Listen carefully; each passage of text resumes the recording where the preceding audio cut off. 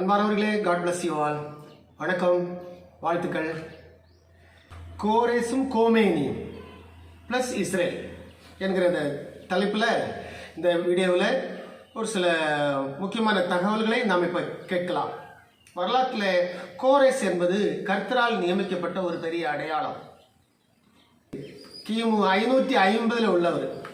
இப்போ இருக்கிற கோமேனி நம்ம நாட்களில் உள்ளவர். ஸோ ஈரான் தேசத்தில் இந்த ரெண்டு தலைவர்கள், அதாவது உலக வரலாற்றில் பாபிலோனிய பேரரசுக்கு அப்புறம் பெர்சிய பேரரசு எழும்பி வருகிறது. இது பைபிளில் உள்ள தீர்க்க தரிசனம் தான். அதுலேயும் முதல் அந்த பெர்சிய பேரரசில் வருகின்ற முதல் அரசர் தேவனுடைய திட்டத்தை நிறைவேற்றக்கூடியவராக அவர் திகழ்ந்தார். இப்படி ஒருத்தர் பிறப்பார், இப்படி அவர் நினைக்கிற விஷயத்தை பெர்சியாவிலே செய்து முடிப்பார், நிறைவேற்றுவார் என்கிற அந்த தீர்க்க தரிசனம் எசாயா தீர்க்க தரிசனம் 44ஆம் அதிகாரத்தில் 45ஆம் அதிகாரத்தில் இதை நீங்க பார்க்கலாம். இதை பற்றி நீங்க என்ன நினைக்கிறீங்க? அதாவது ஒரு மனிதன் பிறப்பதற்கு முன்பதாகவே, பெர்சிய பேரரசு என்கிற ஒன்று உருவாவதற்கு முன்பதாகவே அதனுடைய முதல் பேரரசனுடைய அரசனை பற்றி கர்த்தர் முன்கூட்டியே தீர்க்க தரிசனம் சொல்லிட்டார். அதுதான் எசாயா தீர்க்க தரிசனம். எசாயா பாருங்க, எசாயா தீர்க்க தரிசனம் ரொம்ப முக்கியமானது. நமக்கு ஒரு பாலகன் பிறந்தார், நமக்கு ஒரு குமாரன் கொடுக்கப்பட்டார் அப்படின்னு இயேசு கிறிஸ்து பிறப்பதற்கு முன்பதாகவே சுமார் 720 ஆண்டுகளுக்கு முன்னாடியே தீர்க்க தரிசனம் சொன்னார். அது அப்படியே நிறைவேறிச்சு.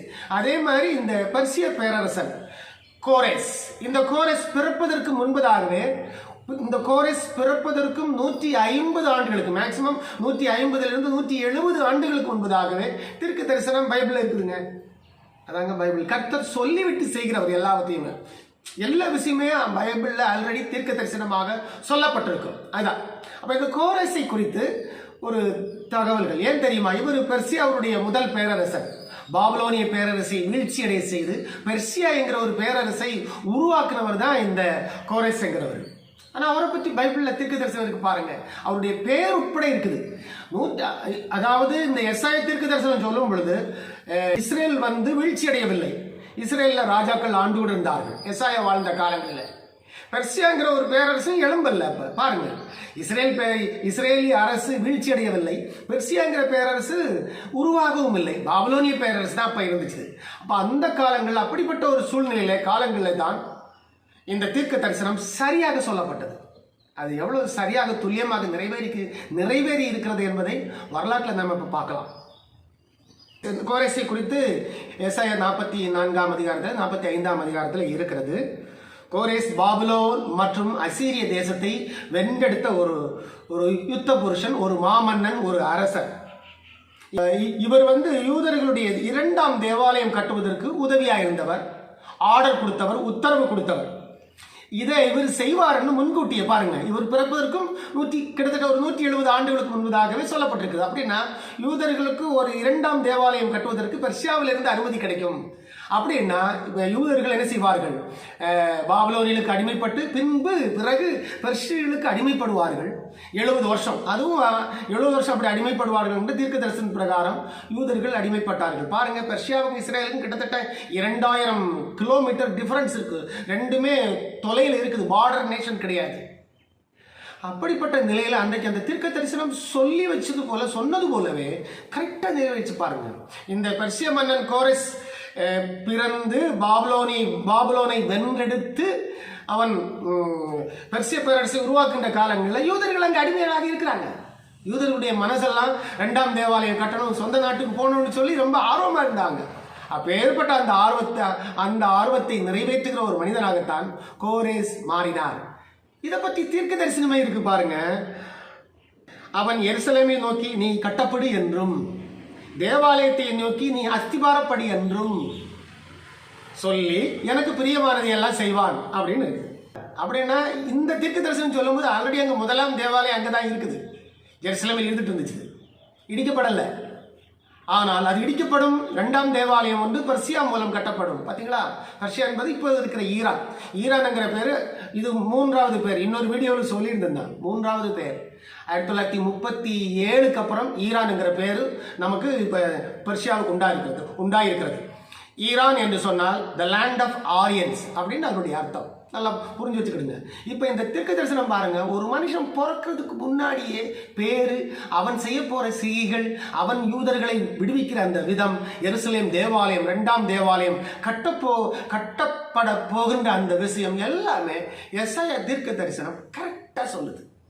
இந்த தீர்க்க தரிசனத்தை பற்றி நீங்க என்ன சொல்றீங்க? கடைசியில இந்த கோரஸ் மன்னன் தான் யூதர்களை விடுதலை செய்தான். கோரேசோடு கூட இன்னும் 3 அந்த ஈரானிய தலைவர்கள் இருந்தார்கள் அந்த காலத்தில், கிமு 550 காலம். அதில் தரியு ராஜா இருக்கிறாரு, கோரஸ் இருக்கிறாரு. அதுக்கப்புறம் இந்த கோரஸ் இறந்த பிறகு இன்னொரு ராஜா வருவார், அர்த்தசஷ்டா, ஜெர்சக்ஸ் அப்படின்னு ஆங்கிலத்தில் வரும். அவரும் என்ன பண்ணாரு, யூதர்களுக்கு தேவாலயம் கட்டுவதற்கு இந்த கோரஸனுடைய ஆர்டர், உத்தரவை வைத்து என்ன செய்தார், அவரும் மேற்கொண்ட உதவிகள் நிறைய செஞ்சார். இப்படிதான் 2ஆம் தேவாலயம் கட்டப்பட்டது. 2ஆம் தேவாலயம் கட்டுவதற்கு ஈரான்ல இருந்து என்ன செய்தது, உதவி கிடைத்தது. தீர்க்க தரிசனம் பார்த்தீங்களா? இது ஒன்று, பைபிள் இப்படி நிறைய இருக்கு, எல்லாம் அப்டேட்டா சொல்லலாம். ஒரு பான சொத்துக்கு ஒரு சோறு பதம் என்பது இது ஒரு அர்த்தம், இது ஒரு அடையாளம். கரெக்டா நிறைவேறிச்சு. கோரஸை நினைச்சு பார்க்கல, என்னடா நாம பிறக்கிறதுக்கு முன்னாடி பைபிள்ல நம்ம பத்தி தீர்க்க தரிசனம் இருக்குதா அப்படின்னு கோரஸ் நினைச்சு பார்த்த மாதிரி எனக்கு தெரியல. ஆனா இது ஒரு ஹைலைட், ஈரானிய சரித்திரம். ஏன்னா ஈரானை பற்றி நாம் இப்போ நிறைய பேசிட்டு இருக்கிறோம். அதனால பைபிளில் இப்படி கிமு 550 காலங்களில் இப்படி ஒரு விஷயம் இருக்கிறதை நீங்கள் தமிழ் மக்களாக நீங்கள் தெரிந்து கொள்ள வேண்டும் என்பதற்காகத்தான் இந்த பதிவுகள். இப்போ இன்னைக்கு இருக்கிறவர் யார் தெரியுமா? கோமேனி அவர்கள் இன்னைக்கு ஈரானில் இருக்கிறாரு. அன்றைக்கு அந்த கோரஸ் இருந்த காலத்தில் சௌராஷ்டிர மதம், இன்னைக்கு இஸ்லாமிய மதம். இன்னைக்கு அங்கே நடந்து கொண்டிருப்பது மதகுரு ஆட்சி நடந்து கொண்டிருக்கிறது. இஸ்ரேலை அழிக்கும் சக்தியாக அவர் இன்னைக்கு இருக்கிறார். இதுவும் தீர்க்க தரிசனம் இருக்குங்க, அதான் ரொம்ப முக்கியம். பர்ஷியரும், அதாவது கடைசி காலத்தில் இஸ்ரேலுக்கு விரோதமாக வருகின்ற நாடுகளில் ஈரான் ஒரு முதன்மையான நாடு. அதை பற்றி எங்க தீர்க்க தரிசனம் இருக்குன்னா, அதை பற்றி எசேக்கியேல் 38ஆம் அதிகாரத்தில் நாம 5ஆம் வசனத்தை நான் வாசிக்கிறேன், பார்க்கலாம். அந்த 5ஆம் வசனத்தில் இருக்கு பாருங்க, அவர்களுடைய பெர்ஷியரும் அப்படின்னு இருக்குது. இஸ்ரேலுக்கு விரோதமாய் வருகின்ற நாடுகளோட மெயின் நாடு வந்து ரஷ்யாவுக்கு கீழே ரஷ்யாவுடைய தலைமையில பெர்ஷியர்களும் பார்த்தீங்கன்னா அவர்களோடு கூட பெர்ஷியரும், லேவியரும், எத்தியோப்பியர்களும் இருப்பார்கள் அப்படின்னு இருக்குது. இஸ்ரேல் தேசத்தை நீ கார்மேகம் போல மூடுவதற்கு வருவாய், அப்பொழுது அந்த குரூப்ல நீயும் இருப்ப, பெர்ஷியாவும் இருப்ப அப்படின்னு. பார்த்தீங்களா? பெர்ஷியாவுடைய ஆரம்ப பகுதி முதல் மன்னன் காலத்தில் இஸ்ரேலுக்கு உதவி செய்கிறதாக கர்த்தர் அதை மாற்றுகிறார். ஆனால் பெர்ஷிய பேரரசனுடைய கடைசி பகுதி, அதாவது ஈரானுடைய கடைசி பகுதி இப்படி இருக்குது. இஸ்ரேலுக்கு விரோதமாக வருவாங்க. அதனால தான் இன்றைக்கு இஸ்ரேலுங்கிற ஒரு நாட்டை இருக்கக்கூடாது, அழிக்க வேண்டும் என்கிற ஒரு எதிர்ப்பு சக்தியாக, அழிப்பு சக்தியாக ஈரான் திகழ்கிறது. 2000 ஏவுகணைகளோடு கூட, பேலஸ்டிக் மிசைலோடு கூட இப்ப ஈரானும் வெயிட்டிங்ல இருக்குது. முதல் முறை ஈரானுக்கும் இஸ்ரேலுக்கும் சண்டை வந்து நடந்தது இந்த வருஷம் 2025 ஜூன் மாதம் 12ஆம் தேதியிலிருந்து 24ஆம் தேதி வரையிலும் நடந்துச்சு. 12 நாள் யுத்தம். இந்த 12 நாள் யுத்தத்தில் இஸ்ரேலுக்கு கணிசமான ஒரு சேதத்தை ஈரான் கொடுத்துச்சு. ஏன்னா கிட்டத்தட்ட 550 பேலஸ்டிக் மிசைல் இஸ்ரேலுக்கு விரோதமாக ஏவப்பட்டது. அதுக்கப்புறம் கிட்டத்தட்ட 1000 ட்ரோன்ஸ். இந்த ட்ரோன்ஸ்கள் வந்து சூசைட் ட்ரோன்ஸ்னு பேர். இந்த சூசைட் ட்ரோன்ஸ் விழுந்ததில் இஸ்ரேலிய குடியிருப்புகளிலும் விழுந்தது, இராணுவ தளவாடங்களின் மேலும் விழுந்தது.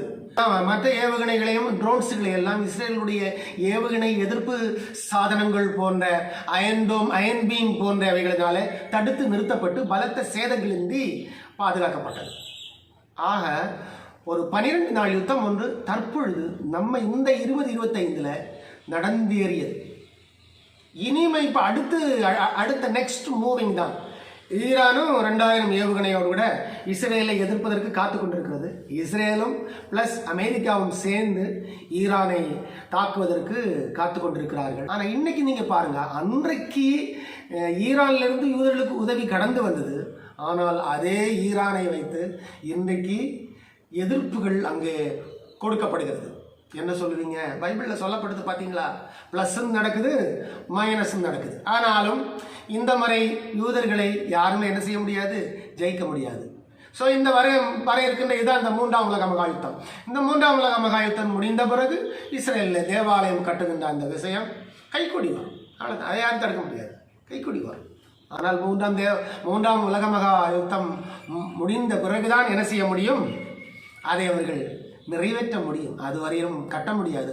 ஒருவேளை இந்த பார்டர்ஸ் எல்லாம் என்ன பண்ணும், எக்ஸ்டெண்டிங் ஆகிட்டே இருக்கும். யுத்தங்களும் அது பாட்டி கண்டினியூடா போயிட்டே இருக்கும். அருமையானவர்களே பாருங்க, பைபிள் தீர்க்க தரிசனங்கள் எந்த அளவு சரியாக இருக்கிறது என்பதை யோசித்து பாருங்க.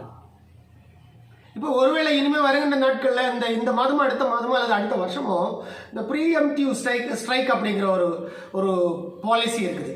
அதாவது எதிராளி நம்மை அடிப்பதற்கு முன்பதாக நாம முன்கூட்டி அடிக்கணும் அப்படின்னு சொல்லி அந்த விஷயத்தை முன்னெடுத்து ஒருவேளை இஸ்ரேல் செய்வதற்கும் வாய்ப்புகள் இருக்கிறது. ஆக ஈரான் என்பது பைபிளில் காணப்படுகின்ற ஒரு தீர்க்க தரிசன நாடு என்றே சொல்லலாம். ப்ளஸ்ஸும் அங்கிருந்து இருக்கிறது, மைனஸும் அங்கிருந்து இருக்கிறது.